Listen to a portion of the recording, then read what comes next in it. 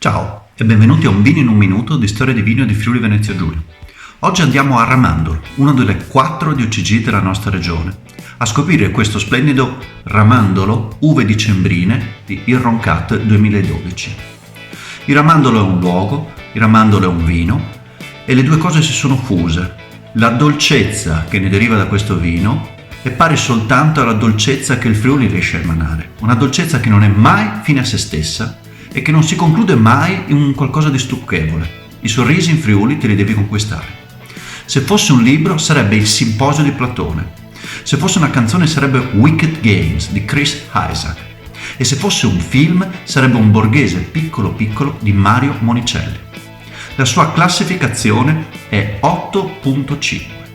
Un vino del genere è la dolcezza profonda, mai del tutto dolce, del Friuli Venezia Giulia.